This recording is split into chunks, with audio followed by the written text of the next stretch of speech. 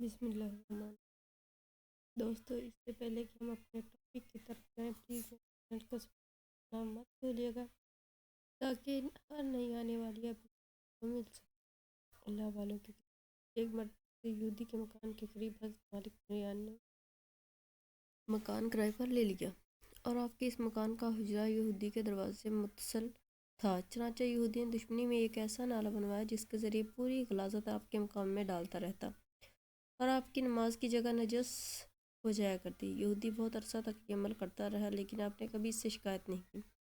ایک دن اس یہودی نے خود ہی آپ سے عرض کیا، میرے پرنالے کی وجہ سے آپ کو کوئی تکلیف نہیں؟ آپ نے فرمایا، پرنالے سے جو غلاظت گرتی ہے اس کو جھاڑو سے روزانہ دھو ڈالتا ہوں،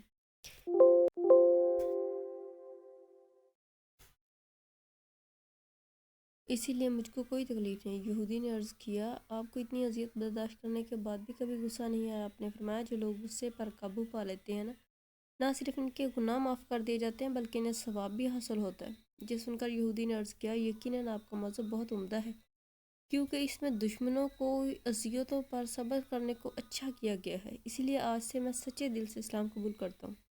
حضرت عبد القادر جیلانی کے بارے میں منقول ہے کہ آپ عہد ریاضت میں رمضان کے دنوں میں ماں کا دودھ پینا ترک کر دیتے تھے۔ لوگوں میں مشہور ہو گیا کہ شرفا کے یہاں ایک لڑکا پیدا ہوا ہے جو ماہ رمضان میں دودھ نہیں پیتا۔ ایک مرتبہ حضرت سے لوگوں نے پوچھا، آپ کو کیسے معلوم ہوا کہ آپ ولی اللہ ہیں؟ آپ نے ارشاد فرمایا، میں 10 برس کا تھا، گھر سے مکتب کو گیا تھا، راستے میں دیکھتا کہ میرے ارد گرد فرشتے چلے جا رہے ہیں۔ جب میں مکتب پہنچتا تو وہ بچوں سے کہتے، ولی اللہ کے لیے جگہ دو۔ اسی دوران میں ایک دن مجھے ایک شخص نظر آیا جس کو میں نے پہلے کبھی نہیں دیکھا تھا۔ اس نے ایک فرشتے سے پوچھا، یہ لڑکا کون ہے جس کی اتنی تعظیم کرتے ہو؟ فرشتوں نے جواب دیا، اولیاء اللہ میں سے ایک ولی ہے جو عظیم الشان رتبے کا مالک ہوگا۔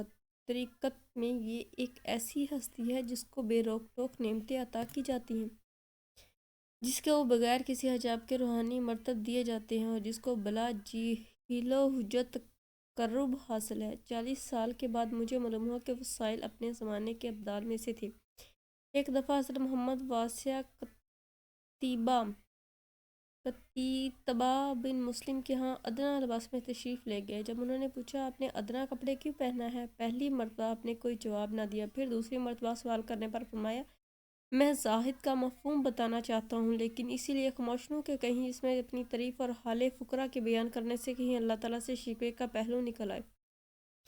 حضرت حبیب اجمی ابتدائی دور میں بہت امیر تھے اور اہل بصرہ کو سود پر قرض دیا کرتے تھے، اور جب کبھی مقروض پر تقاضا کرنے جاتے تو اس وقت تک واپس نہ ہوتے جب تک قرض وصول نہ ہو جاتا، اور اگر کسی مجبوری سے قرض وصول نہ ہوتا تو اپنے وقت کے ضیاع ہونے کا مقروض سے جرمانہ وصول کرتے، اس رقم سے زندگی بسر کرتے۔ ایک دن آپ کسی کے ہاں وصولی کے لیے پہنچے تو اس گھر پر نہ پایا۔ اس کی بیوی نے کہا، نہ تو میرا شوہر گھر پر موجود ہے اور نہ میرے پاس تمہارے دینے کے لیے کوئی چیز ہے، البتہ میں نے آج ایک بھیڑ ذبح کی تھی جس کا تمام گوشت تو ختم ہو چکا ہے، البتہ سری باقی رہ گئی ہے، اگر تم چاہو تو میں تم کو وہ دے سکتی ہوں۔ چنانچہ آپ سری لے کر گھر پہنچے اور بیوی سے کہا، یہ سری سود میں لی ہے، اس کو پکاؤ۔ بیوی نے کہا، گھر میں نہ لکڑی ہے نہ آٹا، بھلا میں کھانا کس طرح تیار کروں؟ آپ نے کہا، میں ان دونوں چیزوں کا بھی انتظام مقروض لوگوں سے سود لے کر کرتا ہوں، پھر سود ہی سے یہ دونوں چیزیں خرید لائے۔ لیکن جب کھانا تیار ہو گیا تو ایک سائل نے آ کر کھانے کا سوال کیا۔ آپ نے کہا، تیرے دینے کے لیے ہمارے پاس کچھ نہیں، کیونکہ اگر تجھے کچھ دے دیں تو اس میں تو دولت مند نہ ہو جائے گا کیونکہ ہم مفلس ہو جائیں گے۔ سائل جب مایوس ہو کر واپس چلا گیا تو بیوی نے سالن نکالا جا، لیکن ہانڈی سالن کی بجائے خون سے لبرز تھی۔ جس نے شوہر کو آواز دے کر قصہ بتایا، یہ دیکھ کر عبرت حاصل ہوئی اور بیوی کو شاہد بنا کر کہا، آج میں ہر برے کام سے تاب ہوتا ہوں، اور یہ کہہ کر مقروض لوگوں سے اصل رقم لینے اور سود ختم کرنے کے لیے نکل کھڑے ہوئے۔ جاری ہے۔ اللہ حافظ، پھر ملتے ہیں نیکسٹ ٹاپک۔